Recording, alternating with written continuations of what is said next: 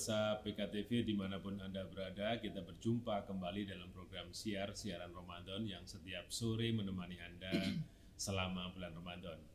Apa kabar Anda yang ada di wilayah Samarinda, di wilayah Tenggarong dan Kutai Timur, serta seluruh wilayah, sebagian wilayah Kalimantan Timur yang menyaksikan siaran ini? Kami harap pada sore hari ini Anda sembari menyiapkan sajian buka puasa, Anda bisa kami temani dengan berbagai kajian-kajian ya, dengan tema-tema yang disiapkan oleh kru PKTV. Nah, pemirsa PKTV, kali ini kita akan mencoba mengangkat sebuah tema, yaitu meningkatkan kualitas puasa dengan Al-Quran. Tentunya tema ini sangat menarik karena pasti ada yang kemarin-kemarin ya pembahasannya, yaitu bagaimana salah satu yang harus dilakukan dalam meningkatkan kualitas puasa ini, yaitu dengan membaca Al-Quran. Dan ada dua hal kemarin ya, kalau tidak salah, dengan meningkatkan kualitas maupun kuantitas. Nah, sambil membaca Al-Quran, maka juga harus membaca terjemahannya agar paling tidak tahu apa isi atau cerita-cerita dari Al-Quran itu sendiri. Al-Quran memang ada banyak hal yang memang menjadi mungkin kita tidak tahu, dari yang surat-surat pendek apa maksudnya di situ menceritakan apa, dari sampai yang surat-surat panjang mungkin juga Anda sudah mulai membacanya. Nah, pemirsa PKTV, dengan tema ini kita menghadirkan salah satu balik dari luar kota yang sudah diundang ke Pupuk Kaltim, yaitu beliau adalah Kiai Haji Fathul Qodir MHI. Assalamualaikum Pak Yai. Waalaikumsalam warahmatullahi wabarakatuh. Sudah hadir di sini, sudah berapa hari di Bontang? Alhamdulillah mulai Kamis. Kamis ya, alhamdulillah. Ya, beliau salah satu Yai yang didirikan dari Aswaja NU Center PWNU Jawa Timur. Iya. Luar biasa, jauh-jauh dari Jawa Timur ke Kalimantan Timur untuk bersama-sama dengan kita. Tema yang akan diangkat yaitu meningkatkan kualitas puasa dengan Al-Quran. Ini sangat menarik sekali. Semoga Anda semuanya yang sedang menikmati di rumah sambil menyiapkan berbuka puasa, ya sambil mendengarkan, sambil ini siapa tahu memang apa yang meskipun waktunya pendek ini ya, waktunya pendek hanya 1 jam, tapi apa yang beliau sampaikan bisa langsung Anda terapkan. Ya, langsung saja mungkin Pak Yai bisa menyampaikan sekitar prolog dulu, nanti baru kita tanya jawab. Silakan. Monggo. Assalamualaikum warahmatullahi wabarakatuh. Waalaikumsalam. Yang dirahmati Allah. Terkait dengan puasa ini kita sudah maklum semuanya ya. Saya kira salah satu sandaran kita berpuasa firman Allah yang insya Allah berbunyi a'udzubillahi minasyaitonirrajim, ya ayyuhalladzina amanu kutiba 'alaikumus syamu kama kutiba 'alal ladzina min qablikum la'allakum tattaqun. Insyaallah artinya, wahai orang-orang yang beriman, diwajibkan atas kamu berpuasa sebagaimana diwajibkannya puasa atas umat-umat sebelummu, supaya engkau ini menjadi orang yang bertakwa. Inti daripada puasa itu bagaimana kemudian kita yang sedang menjalankan puasa ini nanti target akhirnya adalah menjadi orang yang bertakwa. Nah, dari bertakwa ini mungkin yang menjadi pertanyaan, apa sih takwa itu? Takwa itu adalah imtithalu awamirillah wa ijtinabun nawahi, menunaikan perintah-perintah Allah dan juga meninggalkan hal-hal yang dilarang oleh Allah.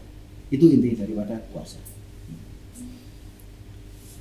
Nah, mungkin puasa ini kan juga apakah sama antara orang yang satu dengan yang lain? Ya. Pertanyaan ini.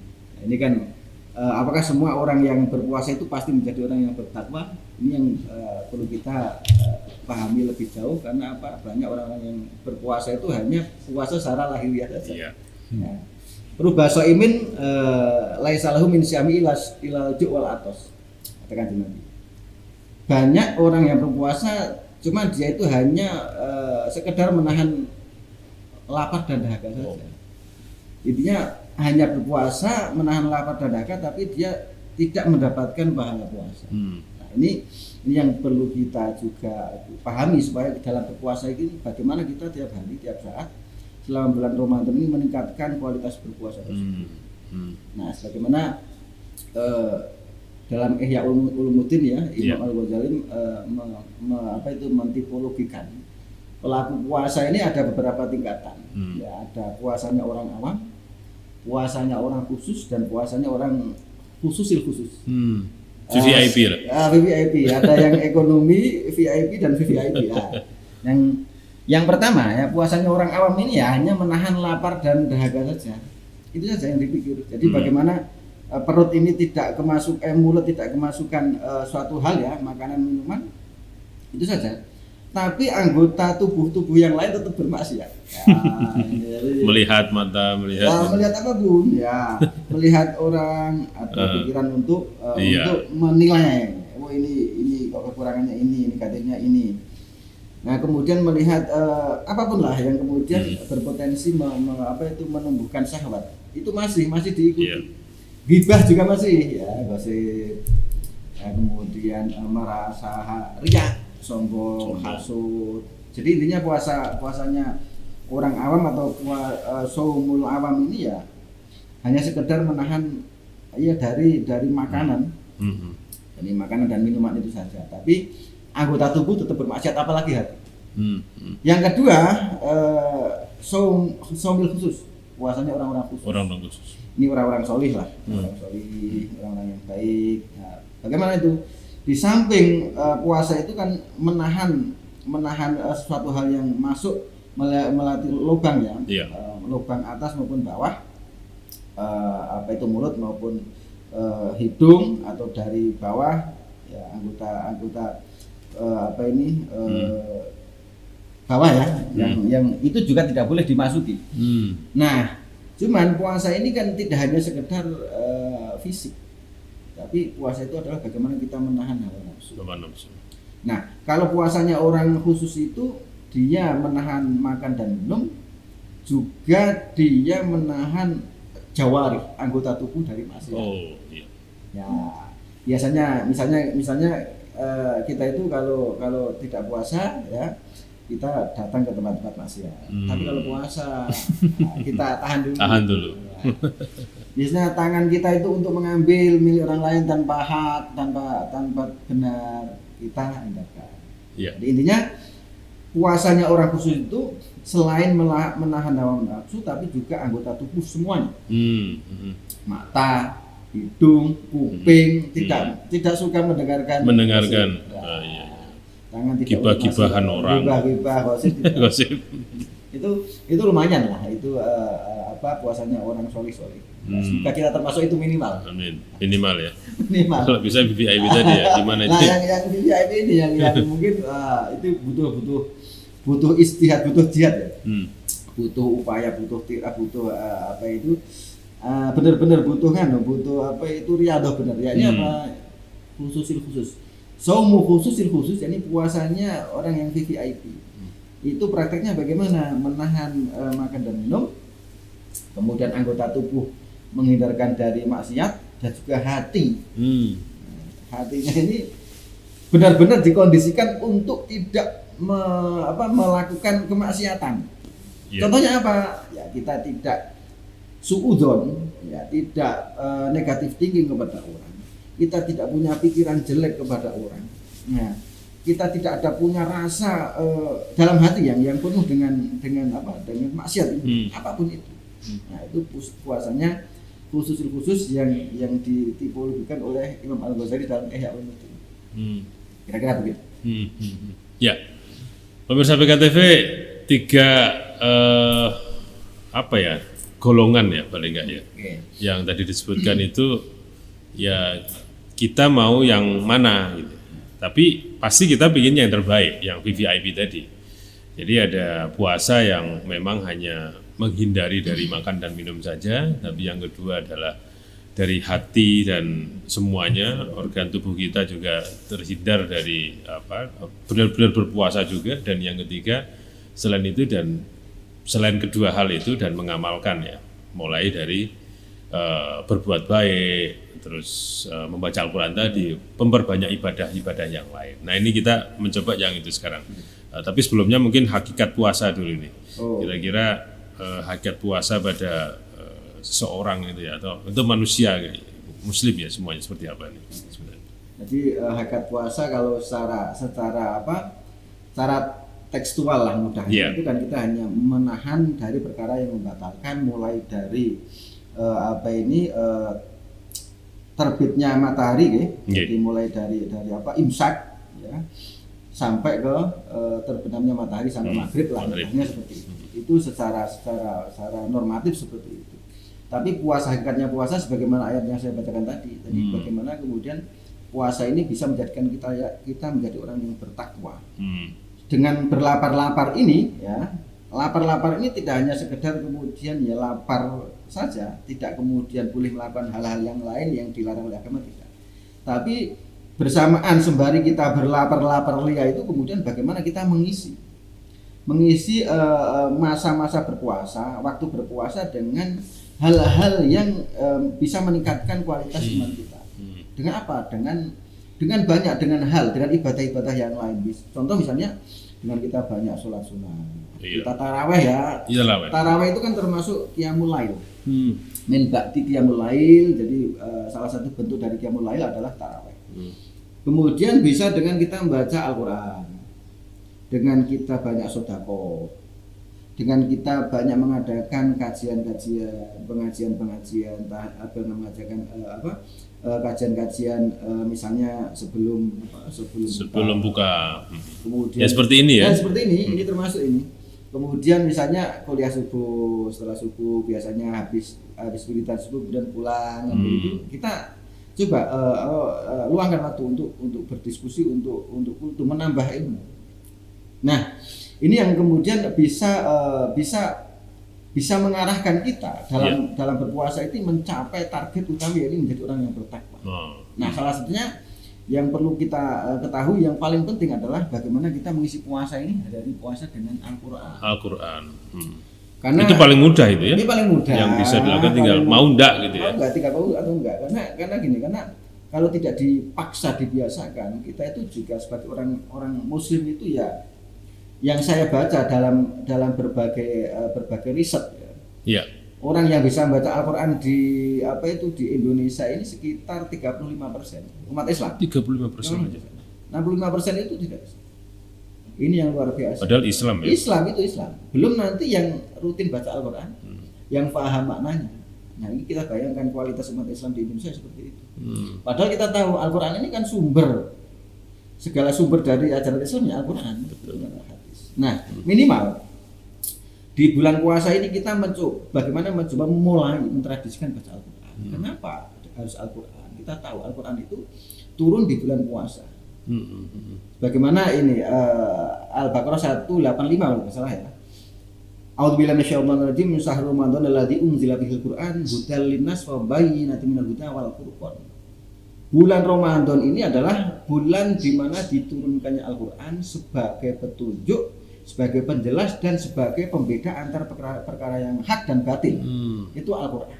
Nah, yang saya baca dalam beberapa referensi kitab-kitab salaf itu, para ulama-ulama salaf itu, ketika bulan puasa Ramadan ini memiliki keistimewaan diturunkannya Al-Quran di situ, maka seyogyanya bagi kita sebagai umat Islam itu juga membuat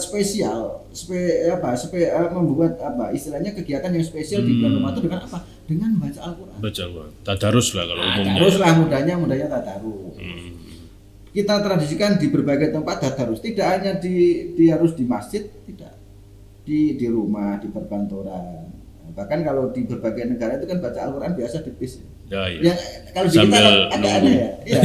Di berbagai negara di Timur Tengah itu baca Al-Quran di bis itu biasa. Kalau kita kan agak aneh. Nah, padahal Al-Quran luar biasa. Ini yang saya ketahui, Imam Hanafi, Imam Syafi'i itu sehari 2 kali khataman. 2 kali. 2 kali khataman. 2 kali khatam. Satu bulan 60 kali khataman, luar biasa. Itu para tabi'in, para ulama-ulama salaf. Bahkan beberapa yang Sufyan Ats-Tsauri kalau salah yang saya baca itu itu memang meninggalkan kegiatan-kegiatan lain, ibadah-ibadah yang lain, fokus baca Al-Quran. Itu untuk menghormati, mengistimewakan bulan Ramadan karena turunnya di bulan Ramadan. Karena luar biasa. Jadi ini salah satu ya. Tadi salah satu upaya bagaimana kita meningkatkan kualitas berpuasa dengan bacaan Al-Quran. Meskipun ibadah-ibadah yang lain banyak.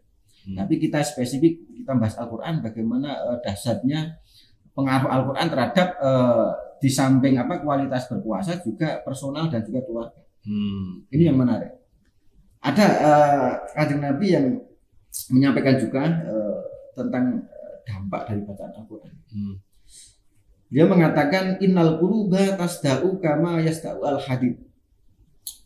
Hati manusia ini bisa berkarat sebagaimana berkaratnya besi. Padahal hati ya. Hati lah. Jadi, kemudian itu beliau mengatakan seperti itu, bersabda seperti itu di hadapan para sahabat gitu. Nah, kemudian sahabat tanya, "Wa majala'uha ya Rasulullah?" Apa cara atau apa alat untuk membersihkannya atau apa cara untuk membersihkannya? Jawaban Rasulullah, qiraatul Quran wa dzikrul maut. Membaca Al-Quran dan mengingat mati. Nah, salah satu ini. Jadi kenapa kok kemudian kita harus memperhatikan hati kita? Ya. Ketika hati kita itu kotor, kemudian gelap hati. Nah, ini yang kemudian hidayah kadang sulit masuk. Kita untuk mau beribadah berat, berbuat baik berat, ya. Kemudian mau sedekah berat, mau ngaji berat, mau jamaah berat, mau sholat berat. Ini karena faktor hati kotor. Nah, ini bagaimana caranya? Upaya untuk membersihkannya adalah dengan membaca Al-Quran. Membaca Al-Quran sambil kita pelan-pelan memahami maknanya. Ya. Kita mungkin baca Al-Quran dengan ada terjemahnya. Nah, kemudian sambil kita mengingat-ingat, angan-angan, tafakur tentang ayat-ayat tersebut. Nah, itu yang akan membeningkan, membersihkan hati kita. Nah, itu kaitannya dengan kualitas personal, ya. Kualitas keimanan personal, yang mana ini dengan bersihnya hati, kemudian kita akan mudah diberikan peluang oleh Allah untuk mudah melakukan ibadah yang lain. Ibadah kan tidak hanya ibadah yang sifatnya ritual, ibadah sosial ini yang penting juga. Yang langsung berhubungan manusia. Berhubungan masyarakat, interaksi dengan masyarakat. Kadang kita berbeda sedikit, kadang sudah menunjukkan ketidaksukaan dengan orang lain. Ya, perbedaan amalia agama sedikit, kita juga antipati. Nah, itu kalau kita malah kemudian kembali kepada hadis tersebut, malah kadang bertentangan. Ada paradok. Salah satu sisi berbeda agama, berbeda ajaran, berbeda pengamalan, tapi kemudian kemudian tidak bisa bersatu dengan mereka. Ini salah satu. Nah, dari bersihnya hati ini upaya untuk meningkatkan kualitas keimanan. Nah, ini bisa dicapai di bulan Ramadan. Ya, kita mulai. Karena kalau nanti kita kotor hatinya, ya sayang gitu. Semuanya akan sulit. Eman. Ya. Puasanya itu juga nanti ya puasa kalau hanya sekitar tahap 1 tadi, ya itu ya hanya sekitar lapar saja selama 1 bulan. Eman. Kurang maksimal ya. Ya, itu kaitannya kualitas personal. Nah, nanti bisa juga yang kualitas yang sifatnya lebih luas ya, keluarga. Ini penting. Jadi kadang iklim atau suasana keluarga itu kadang kita siapa saja lah. Bagi itu kan potensi keluarga itu penuh dengan problem, penuh dengan masalah. Ya, muncul kegalauan, kalau tidak bapaknya ya ibunya, kalau tidak ibunya ya anak. Kan begitu. Muter. Nah, betul aja. Ini kasus ya, saya kira ya problematika dalam keluarga seperti itu. Tapi ada tip ya terkait dengan Al-Quran. Ini menarik. Rasulullah juga bersabda, ini hadisnya juga sahih. Beliau mengatakan bahwasanya innal baita alladzi yutla bihil Quran yatasi'u bi alihi. Bahwasanya rumah yang senantiasa dibacakan Al-Quran itu, maka ahlinya, anggota keluarganya yatasi'u bi alihi. Jembar, apa itu? Luas. Jadi luas apanya? Ya luas hatinya, luas pikirannya, luas rezekinya, luas kebaikannya. Itu luas. Jadi dilalanya dijauhkan dari kegalauan.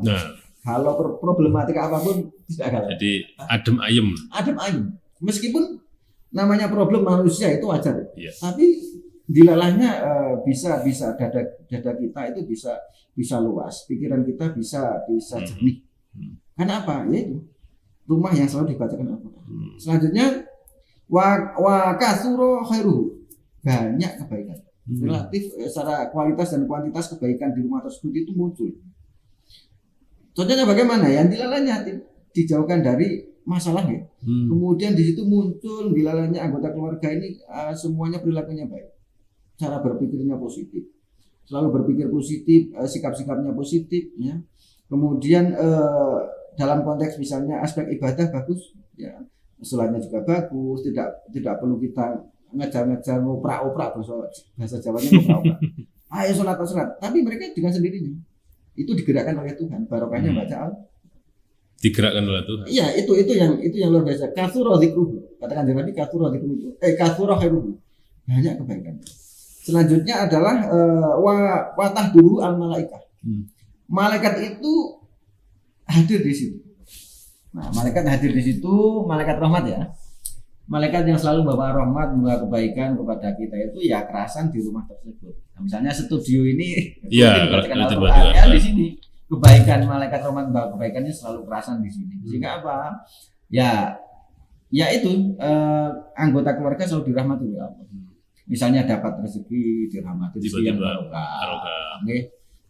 Misalnya sedikit barokah, banyak barokah. Sedikit dan banyak itu tidak ada bedanya. Nah, kemudian misalnya ada apapun, dapat ilmu yang barokah, dapat rezeki yang barokah, dapat ilmu yang baru. Sehingga keluarga ini ya dirahmati oleh Allah. Kalau rahmat itu kan kasih sayang. Iya. Kalau sudah kasih sayang itu turun dari Allah untuk kita, selesai problem apapun. Yang terakhir, watah juruhu asyayati. Setan-setan itu hijrah keluar dari rumah tersebut, dari ruangan tersebut ya, dari kantor ya. Kalau bisa kita membiasakan diri di rumah ya, setan-setan itu kita menggawamkan, membiasakan baca Al-Quran di rumah, setan-setan tidak akan kerasan di situ. Ya, kita coba. Tidak kerasan ya? Iya, panas memang. Panas. Dengan Al-Quran itu panas setan, tidak kuat di situ. Sehingga apa? Sehingga itu tadi dilalahnya keluarga itu ya tidak tertarik untuk melakukan maksiat. Ini yang luar biasa. Jadi dengan bacaan Al-Quran bisa meningkatkan kualitas personal individu seorang Muslim. Tapi juga secara sosial dalam lingkup kecil keluarga bisa membentuk keluarga yang dirahmati oleh Allah, keluarga yang diberkahi, keluarga yang secara iman berkualitas. Nah ini sebagai pondasi dalam segala hal menurut saya. Kesuksesan keluarga itu kan berangkat dari ini dulu. Ya, dari lingkungan kecil. Ya. Ini yang istilahnya ada evolusi mental lah ini menurut saya. Jadi mental akhlak ya. Pondasi itu akhlak dulu. Orang yang kayanya luar biasa, pinternya luar biasa, tapi akhlaknya bobrok, agamanya bobrok, tidak jaminan itu akan menjadikan seseorang itu bahagia dunia maupun akhirat. Misalnya contoh ini, sebaliknya tadi hadis kan Nabi. Saya lanjutkan fa innal baita alladzi la yutla fil Qur'an. Nah, rumah yang jarang dibacakan Al-Qur'an, tidak pernah dibacakan Al-Qur'an, maka yadiku bi alihi. Sempit anggota keluarga rumah tersebut. Biar luas rumahnya. Ya meskipun rumahnya luas, tapi dilalai keterasannya sempit. Rizkinya sempit, dadanya sempit, pikirannya sempit, rizkinya sempit. Kemudian ketika ada problem, seakan-akan itu problem itu begitu besar. Ini salah satu dampak rumah yang jarang dibaca. Yang kedua, wayakilu khairuhu, sedikit kebaikannya. Rumah yang sedikit kebaikannya itu ya kemudian ya tidak berkualitas, tidak muncul kebaikan-kebaikan dari anggota rumah tersebut. Yang selanjutnya adalah wa tahduruhu asyayatin, setan itu kerasan di situ. Iya. Adu-adu ya. Ya ada masalah kecil lah kita. Suasananya panas terus. Reaksi dengan berlebihan. Seharusnya masalah itu dilokalisir, kemudian dibesar-besarkan. Dilarang seperti itu karena apa? Ada yang ngomong, ada provokator. Pembisik. Provokator yang batinnya itu bahaya ini. Kalau lahirnya kan kelihatan. Nah itu sehingga apa? Ya kadang rumah yang penuh dengan problem, penuh dengan masalah. Ya, rumah yang di situ diisi oleh orang-orang yang serba galau. Meskipun secara materi berlebihan. tokoh besar, nggak jaminan. Kita bisa kok untuk melihat mencontohkan itu, kita bisa lihat sendiri lah. Banyak contohnya. Ya. Orang-orang yang sukses secara lahiriah tapi kemudian secara batinnya itu kacau. Yang terakhir yaitu kemudian rumah yang jarang dibacakan Al-Quran, ya kemudian malaikat watah juru al-malaikat, malaikat dicerah dari rumah tersebut. Malaikat rahmat tidak mau berdiam berkumpul di rumah tersebut, tidak mau mampir. Ini yang bahaya. Nah ini aspek-aspek yang perlu kita ketahui supaya apa? Supaya kita itu ya ini tidak hanya di bulan puasa saja. Nanti ketika kita bulan puasa mau istiqomah baca Al-Quran, kualitas kita iman kita semakin meningkat, akhir dari target puasa la'alakum tattaqun itu bisa tercapai. Nah pasca Ramadan ini yang penting juga. Nanti kalau kita membiasakan tiap hari harus baca Al-Quran, nanti pasca Ramadan pasti akan terasa ada yang hilang ketika tidak baca Al-Quran. Sehingga apa? Dengan puasa ini sebagai pijakan kita untuk lebih meningkatkan keimanan kita, personal kita, keluarga kita, bisa untuk masyarakat. Contoh gini, masyarakat mengadakan kegiatan-kegiatan di tempat-tempat publik ya. Iya. Di rutinan baca Al-Quran seminggu sekali. Bapak-bapak, ibu-ibu ini yang biasanya aktif. Iya. Ada Yasin tahlil, kemudian ada mujadahan. Ini kan mujadahan, kalian isi Al-Quran. Sama. Nah nanti dalam dirangkai. Ini kan nggak ada larangan gitu. Jadi misalnya tahlilan itu kan merangkai bacaan-bacaan Al-Quran. Betul. Itu nggak ada larangan. Nah ini bisa diteruskan di kantor-kantor.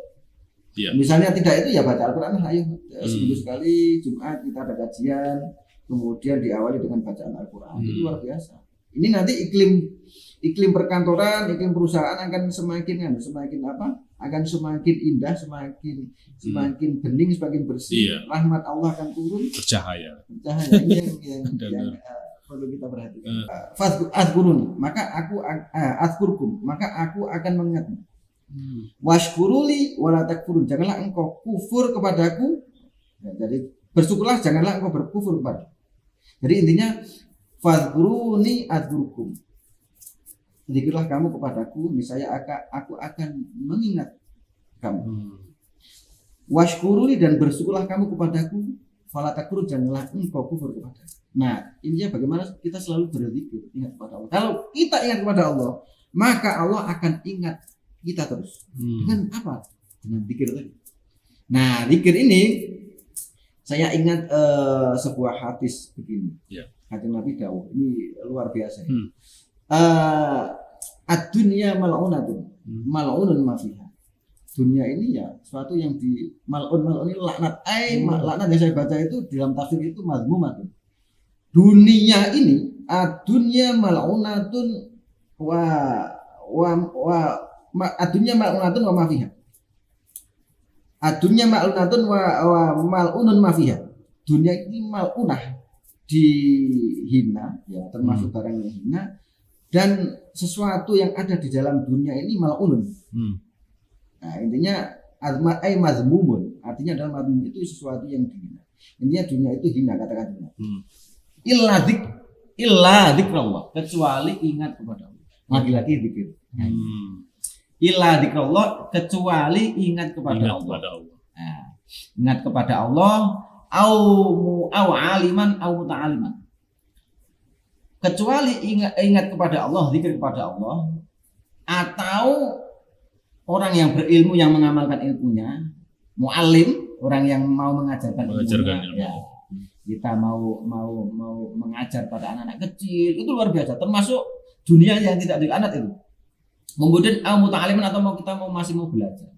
Meskipun kita tua, sudah uzur, tapi kita masih mau belajar. Ini luar biasa. Termasuk sosok manusia yang tidak dilaknat oleh Allah.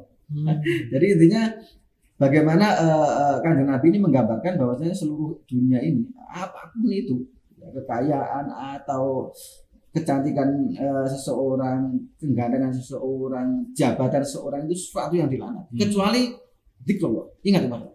Nah, zikir ini yang menjadi pertanyaan. Zikir itu bagaimana? Zikir itu intinya adalah ingat kepada Allah. Ingat kepada Allah dengan cara apa? Kita banyak baca Al-Quran, termasuk zikir. Terus kita belajar. Zikir, ya. kita berdiskusi, ya kita ngaji-ngaji kepada mereka yang lebih tahu dari kita, termasuk zikir. Kita berbuat ibadah itu zikir. Nah, ini yang perlu kita lakukan. Nah, kemudian zikir ini kan ada yang dalam tradisi kita kan ada yang zikiran secara siri personal. Oh, seperti apa? Pakai tasbih. Tasbih. Oh iya. Biasanya pakai gini. Sekarang tasbihnya yang enggak digital ya? Ini enak kan begini kan? Iya. Sambil di kantor kan Shallallahu Muhammad ya. Subhanallah, subhanallah, alhamdulillah, subhanallah, alhamdulillah, la ilaha illallah, terus itu enak. Atau pakai tasbih gini. Itu termasuk zikir yang talafut atau kemudian secara siri pelan-pelan tapi sifatnya personal. Nah, ini zikir itu tadi yang kemudian bisa dipahami dengan kita ibadah-ibadah baca Al-Qur'an, sholat dan yang lain, bisa dengan kita mengucapkan zikir subhanallah, alhamdulillah, la ilaha illallah. Atau kita membaca sholawat. Sholawat itu dahsyat sekali. Sholawat ini bacaan zikiran yang simpel tapi dampaknya fadilahnya luar biasa. Karena kita mendoakan kanjeng Nabi. Meskipun kanjeng Nabi itu tidak butuh doa kita, tapi tujuan kita adalah kita takzim, memuliakan kanjeng Nabi dan mahabbah kepada kanjeng Nabi. Kanjeng Nabi ini kan dilahirkan di muka bumi ini, kemudian ya alam ini kemudian ikut diciptakan. Nur Muhammad kan lahir sudah ada dulu sebelum ada alam. Nah, ini sehingga dengan makhluk yang paling mulia ini kita meraih kemuliaan dengan tawasul, media dengan kanjeng Nabi dengan apa? Kita sering baca sholawat. Contohnya zikir sholawat. Man sholla alayya sholatan wahidatan sallallahu alaihi asyram. Kata kanjeng Nabi. Barang siapa membaca sholawat kepadaku satu kali, maka Allah akan baca sholat untuk dia 10. Alasannya itu kenapa? Karena kita doa itu yang paling dasar adalah kita mendoakan kepada orang lain, pasti balik. Tapi kalau doa sendiri ya kadang langsung istijabah, kadang tidak, atau kadang memang tidak istijabah. Nah, gitu. Doa kan ada syarat-syaratnya. Tapi kalau kita membaca sholawat mendoakan orang lain, ya mendoakan kanjeng Nabi, maka nanti doa yang sama itu akan dikembalikan. Itu yang hadis-hadis yang saya baca seperti itu, pasti balik. Meskipun kita mendoakan kepada saudara kita yang lain, bukan kanjeng Nabi pun sama kembali kepada kita. Nah, itu zikir yang saya sifatnya personal, bisa harian sambil di kantor, sambil kita di pasar, sambil bawa tasbih yang simpel seperti ini ya. Astagfirullahaladzim, daripada kita hanya melamun baca zikiran. Karena itu termasuk momen atau seseorang yang tidak dilaknat oleh dunia. Selanjutnya zikir secara berjamaah. Nah, ini yang penting. Bagaimana para wali kita dulu, ulama-ulama kita mengajarkan bagaimana cara zikir.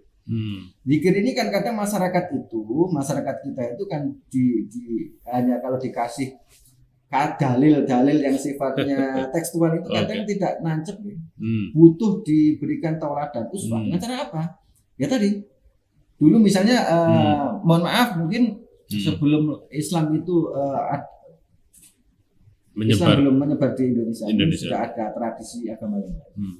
Itu kan kemudian dimasuki ya. Dengan pendekatan persuasi para wali kita itu memasukkan nilai-nilai keislaman di tradisi-tradisi agama. Kesirikannya dihilangkan. Wadahnya kumpul-kumpul itu ya dulu selamatan itu kan pakai apa itu? Pakai dupa. Sajen. Meskipun sajen ini kalau dupa saya kan enggak masalah. Kita di Mekah itu kan masih ada bau itu kan untuk ruangan. Ini kan sunnah ya. Dupa, tapi di Indonesia dupa itu identik dengan mistik. Padahal tidak. Kalau kita umroh haji itu kan biasanya ini membakar dupa keliling Masjid Nabawi. Itu saya pernah lihat sendiri soalnya. Itu dupa itu. Dan kebanyakan dupa dari Indonesia. Nah ini dengan tradisi seperti itu sehingga kumpul-kumpul yang tadinya kumpul maksiat menyembah roh ya kemudian dirubah dengan kalimat tauhid. La ilaha illallah menjadi tahlil itu tradisi tahlil. Tradisi tahlil ini kan substansinya juga zikir. Mengajarkan kepada masyarakat untuk apa? Untuk bersama-sama berzikir kepada Allah. Kalau wadahnya ini kan sesuatu yang bukan syariat. Ya wadahnya ngumpul kan enggak masalah. Kita ngumpul-ngumpul kadang kan. Ngumpul-ngumpul baca Al-Qur'an bareng kan enggak masalah. Tahlilan sama baca Al-Qur'an bareng. Nah, dari itu kemudian tumbuh dalam tradisi masyarakat tradisi untuk baca Al-Qur'an. Indonesia ini relatif apa ya, hawanya relatif apa, enak ya Indonesia. Islam di Indonesia relatif barokahnya seperti itu, orang-orang yang berpikiran seperti itu, karena tradisi zikir itu di masyarakat itu di berbagai tempat, tidak hanya sekarang di kampung-kampung, sekarang di kantor-kantor. Entah itu nanti dengan hanya baca Al-Quran saja, atau kemudian dengan bacaan tahlil, atau dengan bacaan-bacaan yang lain, tapi bagaimana mentradisikan itu, ini yang luar biasa. Nah, ini bagaimana sandarannya? Apakah ada? Itu penting. Yang sering ditanyakan sekarang kan mana dalilnya? Nah, ini kalau ulama dulu tidak dalil, yang penting substansinya dulu. Tapi sekarang kan masyarakat butuh dasar ya. Butuh dasar ya, yang kemudian secara tekstual harus ada. Apakah ini diajarkan Kanjeng Nabi? Kalau ulama-ulama dulu saking alimnya tahu memahami substansi dari kandungan syariat. Tapi kalau sekarang ini mengedepankan teks sehingga substansinya nggak nyambung, nggak paham. Nah, ini coba kita pahami dari dua sisi. Yang tadi substansi daripada misalnya zikiran secara berjamaah itu ya kayak tahlil, kayak baca Al-Quran bareng, kemudian rutinan ibu-ibu, yasinta, bapak-bapak di kantor-kantor, di kampung-kampung. Nah, suatu saat kan Nabi Dawud begini. Ini hadisnya Sahih Muslim, bisa dicek. Di Riyadhus Shalihin bisa dicek. Insyaallah begini. Kalau ada yang salah nanti bisa dikoreksi. La yaqudu qaumun yadhkurunallaha azza wa jalla illa hafathumul malaikah wa ghasyiyatuhumur rahmah wa nazalat 'alaihimus sakinah wa dzakarahumullahu fiman indah. Artinya la yaqudu qaumun, tidaklah duduk sekelompok orang kaum yadhkurunallaha azza wa jalla, yadhkuru lagi zikir, seraya mereka berzikir kepada Allah. Illa hafathumul malaikah, melainkan mereka akan dikupengi atau dilingkari malaikat. Malaikat itu ikut di situ. Illa hafathumul malaikah, malaikat rahmat itu kerasan ikut di situ nih, bro. Ya, ikut berdoa. Di hadis yang lain, malaikat itu kalau melihat orang yang berzikir seperti itu mengepakkan sayapnya. Bahasanya Kanjeng Nabi itu yang saya pahami, malaikat sampai sayapnya menutupi langit dan bumi. Itu orang yang berzikir, sedang berzikir. Nah, kemudian wa ghasyiyatuhumur rahmah. Dan kemudian dihiasi, dipenuhi dengan rahmatnya Allah. Diturunkan rahmatnya Allah. Rahmatnya Allah, kasih sayang Allah turun di situ. Bagi orang yang berpikiran, makanya jamaah baca Al-Quran ini kan begitu. Itu rahmatnya Allah turun di situ. Doa yang mustajabah di situ. Kemudian wa nazalat 'alaihimus sakinah. Ketenangan hati turun. Allah menurunkan ketenangan hati kepada orang-orang yang mau berzikir kepada Allah. Nah, kemudian yang terakhir wa dzakarahumullahu fiman indah. Allah itu menuturkan atau membanggakan lah. Mudahnya bahasa saya membanggakan orang-orang yang berzikir itu di hadapan makhluk-makhluk yang ada di sisi Allah. Maksudnya apa? Makhluk-makhluk yang sudah menghadap kepada Allah, para nabi ya, para rasul, para aulia, para leluhur kita yang sudah meninggal, sudah menghadap Allah. Itu dipanggil Allah. Ini loh, hambaku sedang berzikir kepada. Menyaksikan ini. Jadi itu dasarnya zikir. Jadi memang zikir itu zikir berjamaah. Layak untuk qaumun yadhkurunallaha azza wa jalla. Tidaklah sekelompok kaum berzikir kepada Allah kecuali mereka akan didatangi malaikat, kemudian rahmatnya Allah turun, kemudian Allah akan membanggakan dia. Nah, ini dahsyat, dikaitkan, dikorelasikan dengan yang saya sampaikan awal.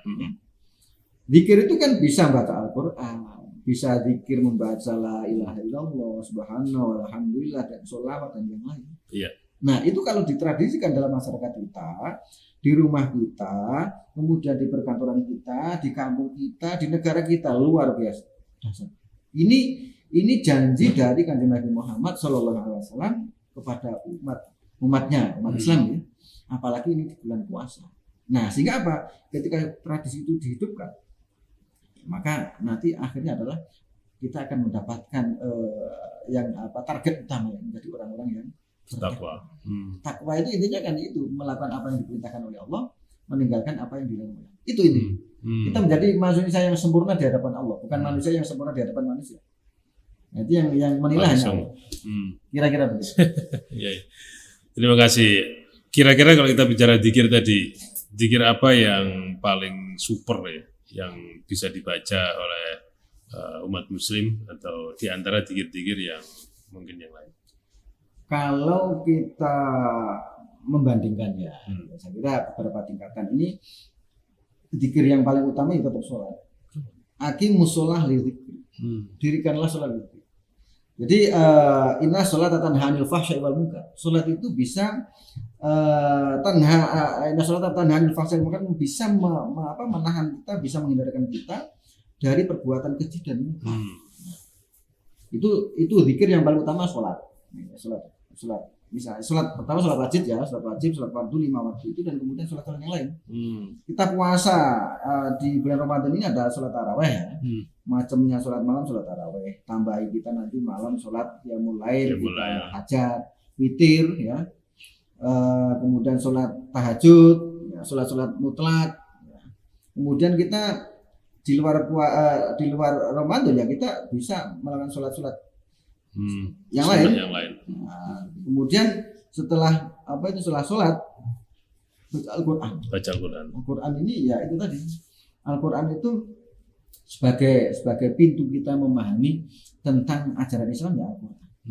Nah, kita rutin baca Al-Quran, tidak hanya membaca saja, tapi berusaha untuk memahami maknanya. Ya, oke. Pemirsa PKTV, semakin kesini memang semakin penuh ya informasi atau kajian yang bisa kita terima. Kalau kita hubungkan memang ini adalah salah satu penjabaran bahwa dalam Al-Quran ya, membaca Al-Quran itu mulai kita rutinkan. Itu kalau dihubungkan dengan dzikir tadi ya, saya kira pemirsa PKTV sudah mulai memahami bahwa dzikir itu kan adalah bagian dari sebuah ketakwaan ya. Maka pada saat dihubungkan dengan masyarakat yang memudahkan ya kepada masyarakat, maka muncullah sekelompok orang yang memang melakukan zikir tadi ya, salah satunya dengan tahlil, dengan baca yasin dan lain-lain. Apalagi kalau dihubungkan lagi dengan prioritas zikir yang paling utama, bukan prioritas ya, yang paling baik di antara zikir yang lain adalah sholat, maka sholat yang paling bagus adalah sholat yang berjamaah, kan gitu ya. Karena itu semua dasarnya sudah ketemu, dan pada saat kita berbicara bagaimana meningkatkan kualitas puasa dengan Al-Quran, maka mutlak itu harus mulai dilakukan untuk membuat suasana menjadi nyaman semuanya ya. Hati nyaman, rumah nyaman, dan masyarakatnya yang di luar juga saya yakin akan adem tadi. Tidak dengan suasana hati yang kaya hati tadi ya, bisa kaya rezeki juga kan, seperti itu ya. Maka ini harus kita lakukan, tidak menunggu lama, harus sekarang juga. Kalau memang kita ingin memaksimalkan kualitas puasa kita, maka saat ini pun kalau bisa kita sudah mulai melakukannya. Jadi jangan nunggu-nunggu nanti ya. Jadi Al-Quran yang tidak pernah dibuka sekarang dibuka, yang belum belajar ya sekaranglah belajar. Yang paling parah tadi ya, saya ingat pernyataan Yai tadi, pertama bahwa ada masyarakat Islam yang beragama Islam itu hanya 30% yang bisa baca, yang sisanya ya mungkin adalah salah satunya Anda gitu ya, merasa Islam tapi ternyata tidak bisa membaca Al-Quran. Mulai sekarang maka Anda harus belajar, karena banyak manfaatnya baik bagi masyarakat maupun dari diri kita sendiri. Kalau kita baca Al-Quran mungkin berkahnya antara yang tahu ya, yang bisa nilai kita dengan Allah. Tapi kalau kita bisa mengajarkan apa makna Al-Quran kepada masyarakat, maka Al-Quran itulah yang bisa menjadikan pedoman hidup bagi masyarakat semuanya. Ya, saya kira ini sangat menarik kajian kita pada sore hari ini. Mungkin Yai bisa menyimpulkan dari apa yang kita sampaikan tadi, sekaligus mungkin disambung dengan doa. Monggo. Oke. Dari penyampaian saya dari awal sampai akhir, intinya adalah bagaimana kita mencapai, berusaha untuk meraih target utama daripada puasa adalah menjadi insan yang bertakwa, muslim yang bertakwa. Dengan cara apa? Kita dengan mengisi masa-masa puasa dengan ibadah-ibadah, dengan zikir. Salah satu zikir yang kemudian sangat dianjurkan adalah dengan membaca Al-Quran.